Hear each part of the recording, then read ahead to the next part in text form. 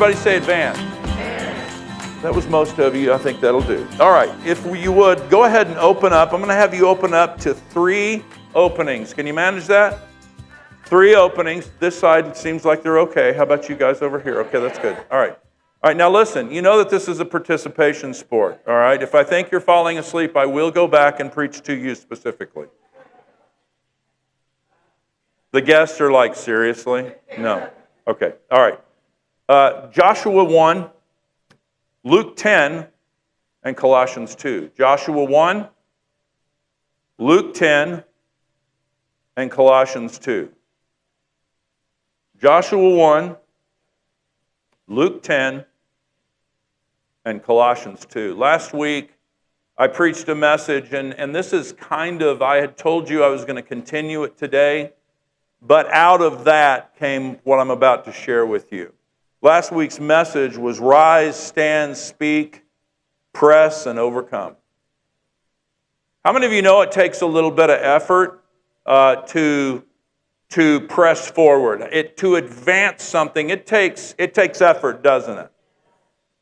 And when you back off of that, when you let up off the gas pedal, you coast for a little bit, but suddenly you find yourself kind of getting behind in your spiritual growth, in other areas. For instance, okay, so I went to the gym yesterday. Oh, it was pathetic, man. It was terrible. It was terrible. Vacation is great, but it makes me fat, dumb, and happy. Probably a lot fatter and dumber and happier than I have a right to be. But, it's amazing what taking 2 or 3 weeks off from the gym will do to you. And so I'm like, you got to be kidding me. I mean, you may think you look fine, and that's not really what this is about.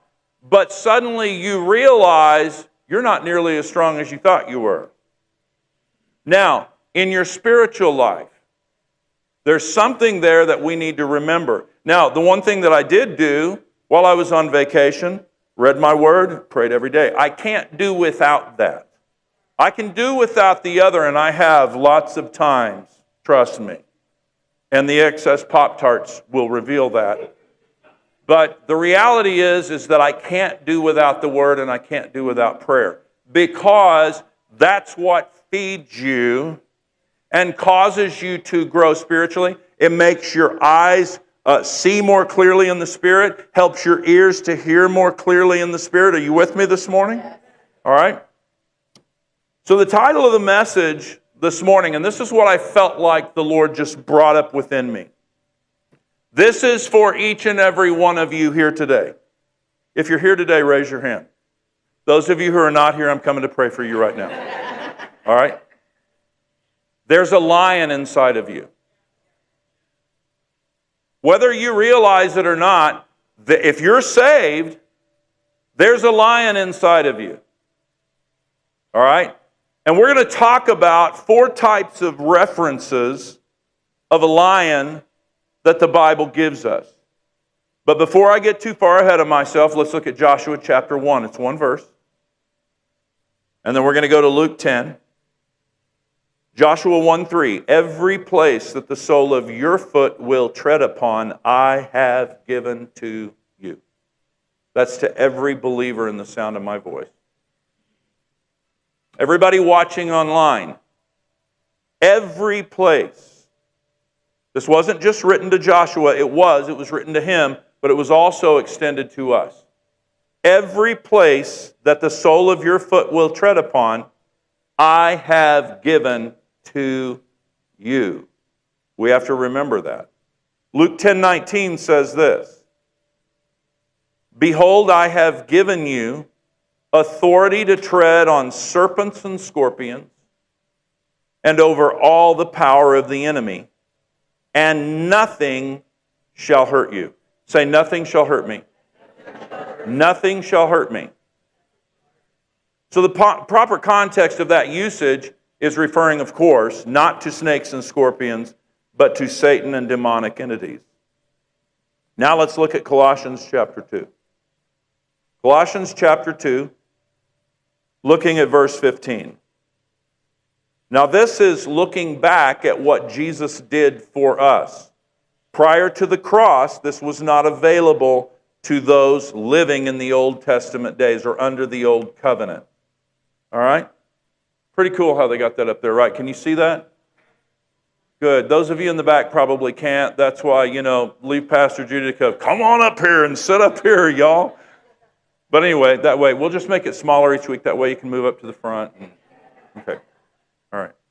Colossians chapter 2, verse 15. This is what Jesus did.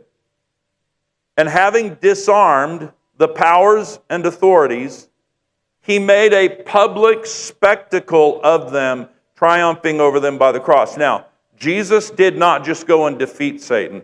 He defeated him and made an open mockery of him and made everybody understand he's defeated, he's powerless, and I want all of creation to know it. And he absolutely mocked him because of what he's done and what he's done against us. All right, so he wanted everybody to know, and I want you to know that the devil knows that he's defeated. As a believer, the devil knows that you have authority over him. He just doesn't want you to know that. Now, the question that I have for you, and I'm not looking for answers, rhetorical, do you know that you have authority over the devil? 40, 42%, I don't know. So then, what we need to do is we need to have a proper understanding of just what Jesus has done. But unless we use the power given to us, we will never win our battles against him. It's one thing to know what is written here. It's another thing to know it and apply it. This side's doing really well. I'm going to come back and preach to you for a minute. No. It's one thing to have the promises. It's another thing to apply the promises and use them. It's one thing to have a screwdriver in your hand. But if you don't have anything to use it on, it's just taking up space, right? All right? It's so we need to use what God has given us. Now, the Bible gives us about 4 uses, that's what I'm going to go with today, of the image of a lion. Now, I'm going to look at Psalm 91. I've got a lot of scriptures here. They're going to put them up on the screen. If you can turn to them, fine. If not, just look at the screen. Maybe write them down. But I want to give you a verse here, Psalm 91, verse 13. It says that you will tread on the lion and the adder, the young lion and the serpent you will trample underfoot. Now, what we saw when we read the first passage was every place that the sole of your foot will tread upon, I've given you. So there's something for you to do. We know that there's an enemy, right? He lives around us all the time, right? I'm not sure some of you are convinced about that. We know because we see trouble in the world. So then why is it so often that we attribute the trouble to why is God doing this? Or why is God allowing this? Well, why did the Father allow Jesus to be tortured on the cross? To overcome something, to exercise his authority and his dominion. In the same way, oftentimes things will come against you, and it's not that God is standing back going, let's watch and see what happens here. No, what he's doing is he's training up his child to be able to exercise their authority and dominion in that situation. Are you with me this morning? Clear as mud, huh? All right. So number one, the first image of a lion that I want to point out is that 1 Peter 5:8 says, your adversary, the devil, prowls around like a roaring lion. He is not a roaring lion. Too many people give him too much power. And it's like the devil's chasing me down. Bless his holy name.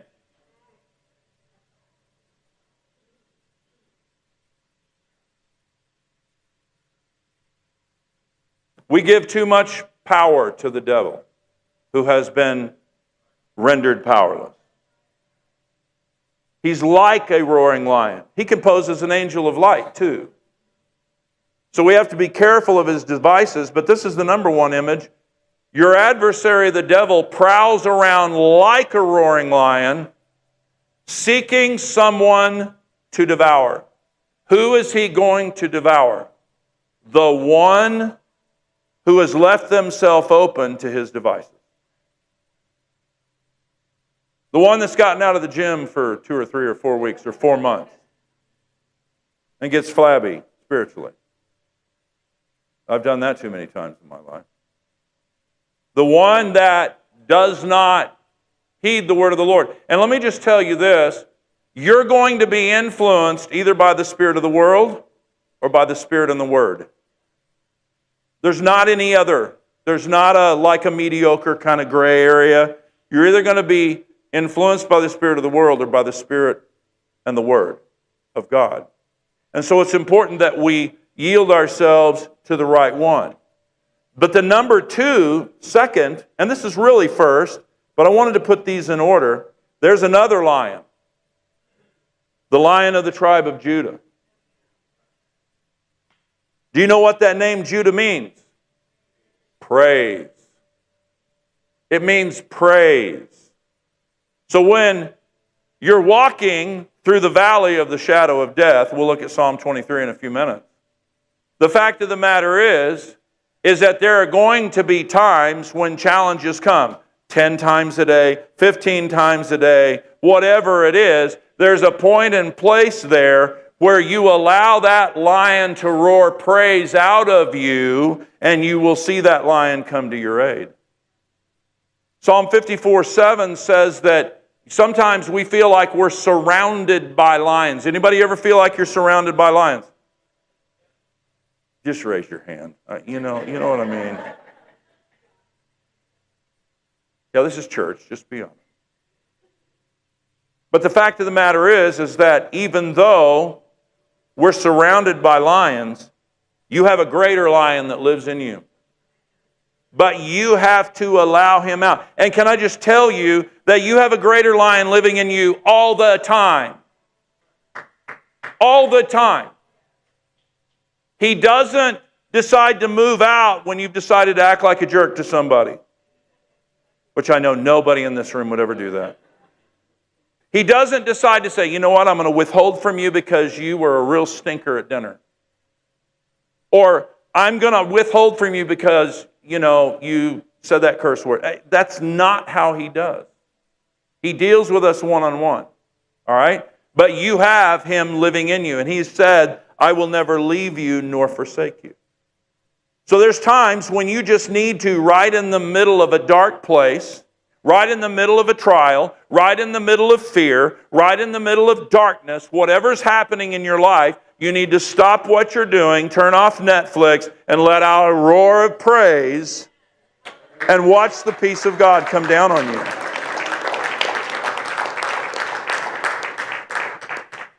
He's a weapon to us. But so often we don't utilize, I don't mean use in a negative connotation, we don't use the weapons we've been given. Last week, when I was preaching this message, there was a word that, and I had mentioned this, and I actually got it wrong, one word wrong. I was a little tired last Sunday, so I'm not sure if I spoke in tongues half of it and interpreted half of it. I don't know what I did. But this word that was given, there's sometimes people will actually see Jesus. People have actually seen Jesus in visions and so on and so forth. Now, it's not everybody. I've never seen him with my eyes. But Ed Dufresne, who's gone on to be with the Lord, had mentioned how Kenneth Hagin at times, he had seen, I think, documented 8 times when he had seen the Lord. The Lord had given him different words. And oftentimes the Lord will reveal himself in a very powerful way, especially to an apostle who's going to head a movement, which Kenneth Hagin did. And then later on, he said that, Kenneth Hagin had said that when he saw the Lord, every time he saw him, he said, looking into his eyes, it It was like looking into pools of liquid love. You could just see eternity in his eyes and the comfort and the peace. But Ed said, when I saw the Lord, he said he stepped out of this glory cloud, and he said his eyes were like laser beams, and he stood there and he looked at me, and he said the only word that he said to me was this: you are not a skilled preacher. Now, how would you like that? I mean, I'd just be great with Jesus appearing to me. Even if I got a rebuke, I think it'd be awesome. But the reality is, he said, you're not a skilled preacher. And what he was referring to is that he was rebuking him, but also because he leads other people and teaches and trains, and it gives us the understanding as a preacher, my job is to teach and train you to be a skilled believer. So that when you pray for someone, that you'll see the miracle. So that when you get into the Word of God and you believe it and you apply it to your life, you'll start seeing the miraculous take place in your life. I mean, wouldn't it be great if you didn't have to always call somebody, would you pray for me? Would you pray for me? Would you pray for me? Would you pray for me? Pastor, would you pray for me? And there's nothing wrong with that. It's biblical to agree in prayer. There's nothing wrong with that. But you know what I think the highest level that we should attain to as believers is to take the promise that is written and claim it and see it come to pass. I'm just going to sit here and let that process for a minute.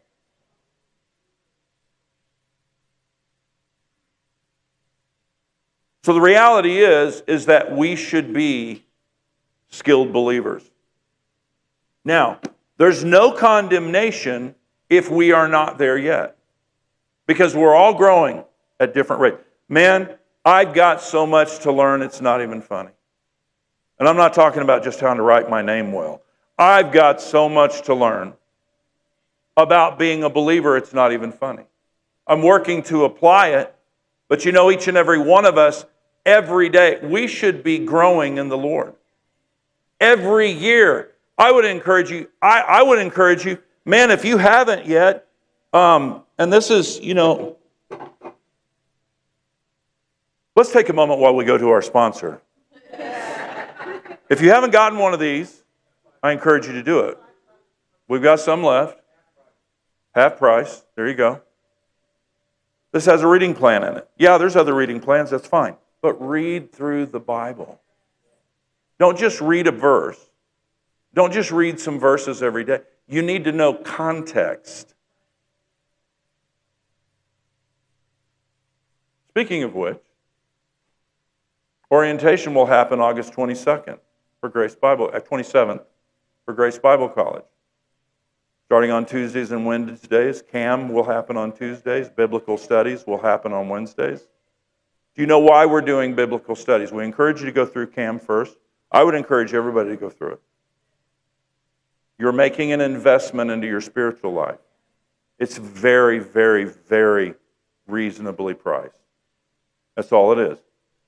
Tuesday evenings, we teach you how to go out and how to evangelize and make disciples. We reach out to those that have come to build relationships, pray for people, see people saved, whatever. Wednesday nights is for biblical studies. For what? A deeper understanding of the Word so that you understand contextually what the Bible is about. I think it's brilliant, but maybe you don't. But the reality is that we're really working to sharpen your edge. We're really working to help you to understand what God has done. Number 3, you will tread down lions.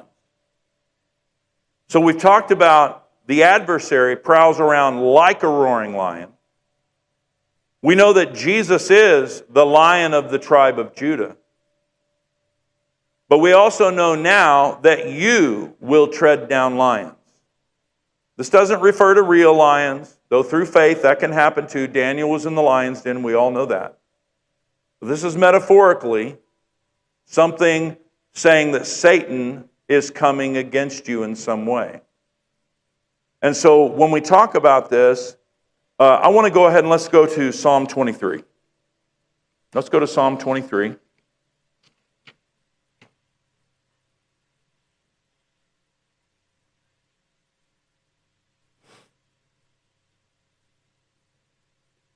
Now, some believe that this is an appropriate passage to read at a funeral. I'm not sure where everybody got that idea. I mean, seriously. Does anybody know where that came from?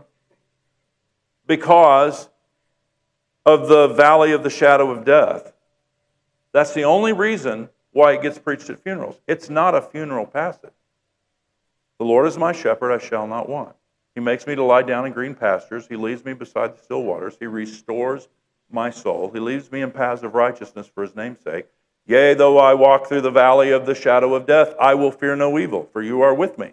Well, now, when you've died and you've gone to the grave, yeah, you're with the Lord. The Lord's not here with you. And you're no longer in the shadow of death. All right? For you are with me. Your rod and your staff, they comfort me. Well, yeah, you've already gone on to be with the Lord. I mean, it's not like that work ceases. Do you see what I mean? And I'm making a little bit too much of a point about this, but I think it's important to understand that there is a place here where in this life, the valley of the shadow of death is all around us. Satan has a right to be in this world. He's still considered the little g, God of this world. All right, and so he has a right to be here until Jesus, the King of Kings, comes and puts him completely and permanently in his place. Now, I don't know about you, but I'm looking forward to that day. All right? But the reality is that there is a place here where we are walking through the valley of the shadow of death. There is an enemy present. But let's highlight another verse. Let's look at verse 5. The word says, you prepare a table before me in the presence of my enemies. That means that while the devil's sitting there and he's standing afar, because he's not supposed to be allowed to come up against you and get in your business unless you allow him to. That went okay over here. Let's go over here. He's not supposed to be allowed to get to you. Oh, he's there. He's present. But it's in his presence that the Lord feeds us. All right, he feeds us from his table. What is in his table? Every promise you can imagine. That by Jesus' stripes I am healed. You give me wisdom and revelation and the knowledge of him. When? When you need it. That all of his promises are to me, yes, and to me, amen. That God always causes us to prosper. That we dwell in the shelter of the Most High and we abide under his shadow, Almighty God. That he surrounds us and protects us with favor as with a shield. So there's a place there in the presence of your enemy that we are supposed to apply these powerful promises so that they are effective. But it means that we have to apply the promises. All right? These promises are not going to just jump into your life, like, you walk under a fruit tree and it falls and hits you on the head and somehow or other you're nourished. That's not how it works. We know that. Okay? And so we have to actually sit down. When somebody cooks a meal for you, who, as an adult, okay, how many of you, as an adult, have ever sat down and, your spouse or whatever has fixed a meal for you and said, come eat, and you go and you stand by the table and they have to tell you, sit down, and then you sit there and you just open your mouth and they start feeding you?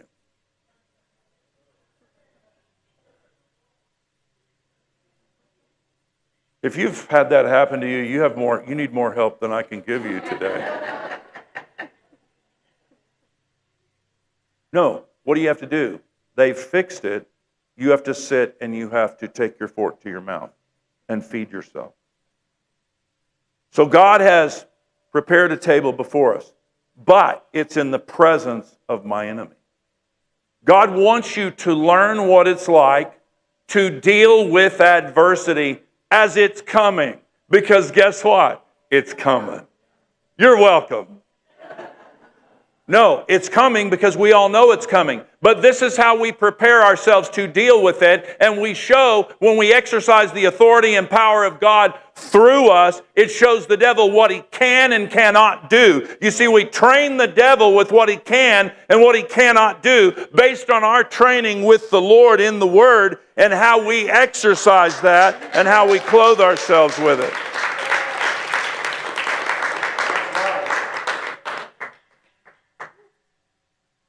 True, huh? So here's what happens to all of us in some regard. The devil, of course, is very sneaky. Nobody's noticed that, just me, right? Me and Janet. He's sneaky. And he'll slip you a Mickey, man. If your name's Mickey, I'm sorry. He'll do it through people. He'll do it through your job. He'll do it through finances. He'll do it through all kinds of ways to put fear on you. And suddenly something will happen to you. And you'll ask the question, did I do this? Is God punishing me because I did something wrong? Anybody ever ask that? I see somebody kind of going behind somebody there. Anybody ever thought that? It's been a while, but, it's tempting to think that, isn't it? Well, am I doing this? Is God punishing me? You'll have this feeling. Can I just tell you right now, in this world of ooey gooey, rich and chewy feelings, can we just quit giving place to that? I mean, seriously. Trust my feelings. No, don't trust your feelings. Don't trust your feelings. Feelings should kind of indicate what's going on, but we should choose how we use those and what we do with feelings. Too many people are just go with your feelings. No. Follow your heart. No. No.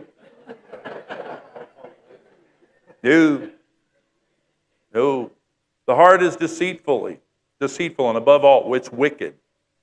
Your heart, meaning your soul, and your soul is that part of the heart it's talking about. Now, your heart is really a collection of your soul and your spirit, but your mind, your soul, wants to take control and direct you, and it'll have you going like a pinball, ding, ding, ding, ding, ding, ding, and you'll just get nowhere. And so we don't trust those feelings. We know that there is a devil and he is present. But we are to learn to rule over him. Really? The devil? Yeah, he's defeated. Listen, he has been put under your feet. The Bible says that when you were saved, you were baptized into Christ. Therefore, you died with Christ. You were raised with Christ. You essentially ascended to Christ, with Christ in the Spirit. And you're now seated with Christ, where Christ is. And principalities and powers have been put under His feet.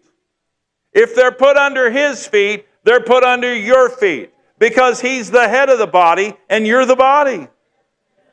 My head doesn't walk around on its own. This big thing, are you kidding? No. I've got a body that's a part of me. You're a part of Christ. Therefore, you, as you live in, what I'm trying to do is I'm trying to circle around and bring you to a place of not walking under stress and fear anymore.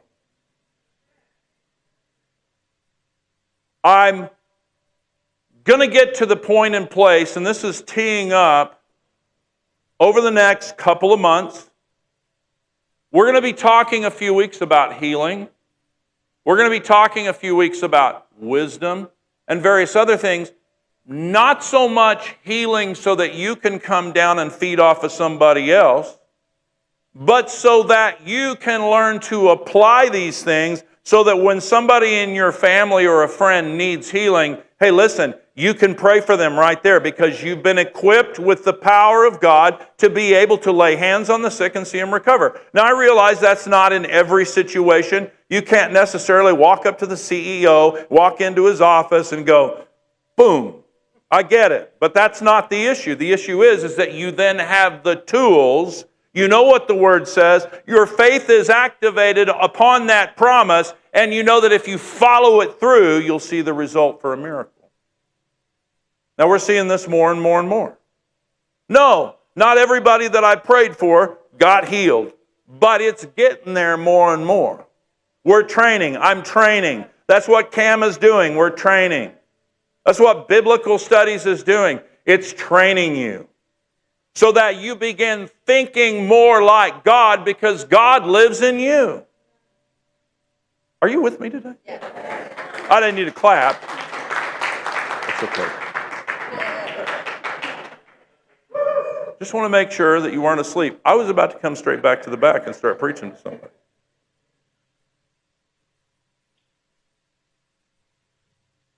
So let's look at Psalm 91:13 again. Are you getting anything out of this today? Anything at all? All right, that's good. Because if you're not,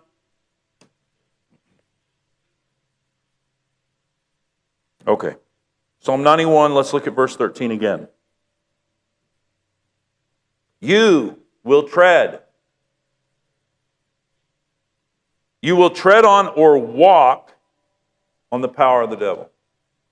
You will. Jesus already has. He's now put the power in you.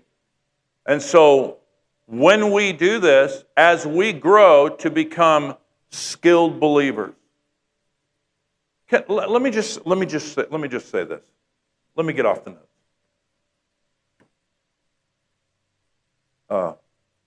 Lord, help me land the plane here. Let me say this. You know, I'm still speaking English, right? I mean, because I don't know Spanish and, you know. Okay, just want to make sure everybody understands. All right. I know I'm a broken record about the power of reading this book. I am, aren't I? I'm a broken record, aren't I? Well, at least I got somebody in my corner. All right. I'm a broken record on this. There's life in this book. There's life in it. And the more you read it, the more it changes how you think to think like God. That's what I'm trying to say. It doesn't make you sit around and talk in Elizabethan English and yay for I say that. Don't be weird, okay? It just makes you think like God thinks. If you got sin in your life, it'll nip it on your own. The closer you get to the Lord, others will sense His presence on you.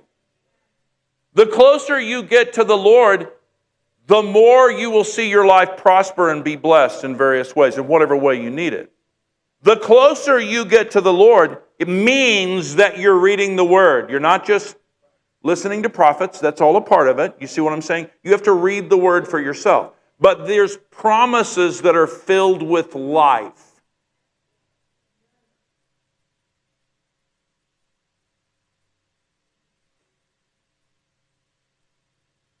And so I practice this, okay? It's almost time to go, don't worry. I'm keeping an eye on the clock for those of you that are nervous. So I practice this.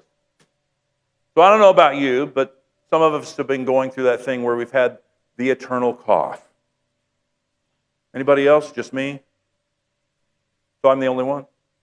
Awesome. Great. Nobody wants to admit it, do they? So I've been just speaking the Word every day. I've decided to take the word like medicine. If you will apply the word to your life like medicine. In what way? In whatever way you need. If you're struggling with money, apply the word like medicine. Follow what it says to do, but also read this and speak it out of your mouth, and it gives life to what you say. I don't mean like in the first time around. You have to work at this sometimes. But I will tell you this, to those who believe, this takes place. Those who believe the word will see the results of what is in this word. What is it that you need in your life? Well, I need a man or I need a woman. There's a place for that in there, as long as it's not somebody else's. Just saying. He who finds a wife finds a good thing. Not just any wife. Okay? So the point that I want to make to you is that this word is eternal. And Revelation chapter 12, I believe, is the one that talks about the Lion of the tribe of Judah.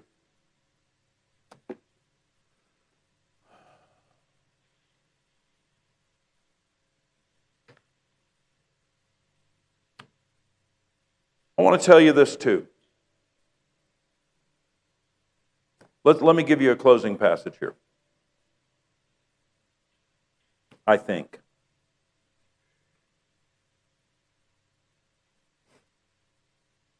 Let's look at Deuteronomy chapter 32.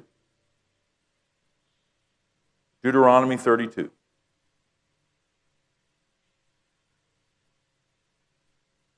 I want to talk to you a little bit about the power of God that is within you if you are a believer and have asked Jesus to come into your heart. Now, this is Old Testament, but the same principle is for us today because Jesus fulfilled all of this. Deuteronomy 32, verse 30. This is where coming and praying together is powerful. But I don't want you to just come down here and try to get a miracle from somebody else. You need to start chasing down the miracle, chasing the miracle worker for yourself, and receiving the miracle from yourself. But let me read what this says. Deuteronomy 32, beginning with verse 30. How could one have chased 1,000 and two have put 10,000 to flight unless their rock, capital R, unless their rock had sold them and the Lord had given them up?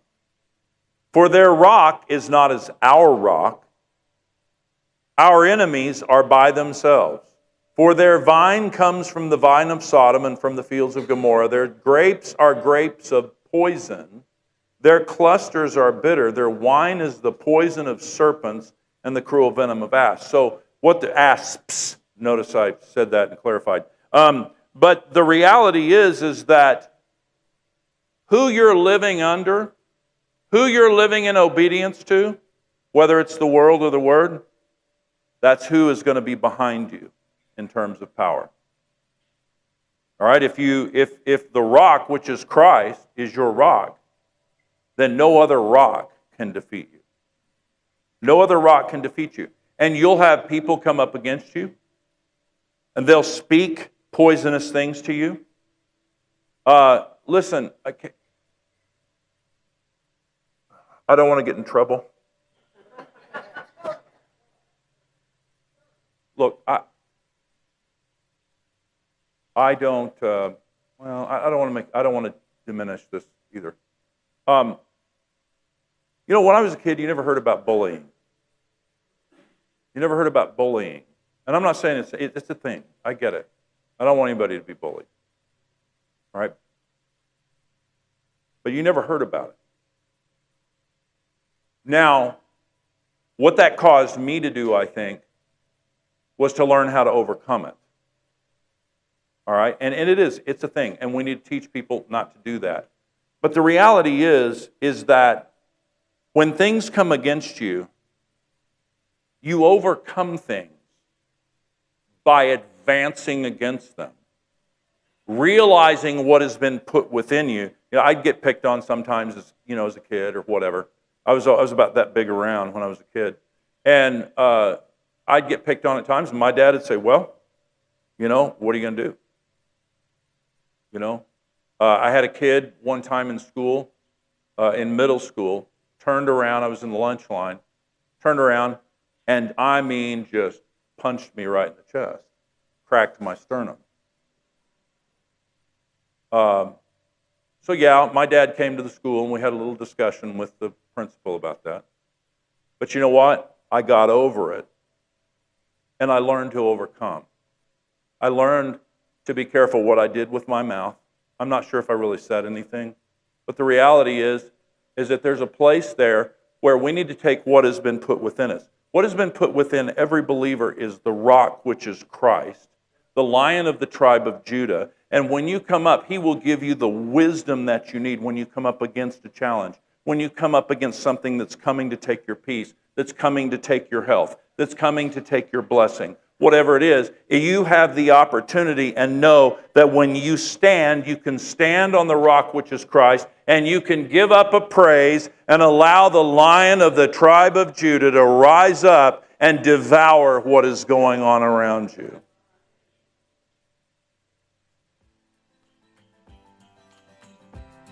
Now, can we apply it? Will you remember this?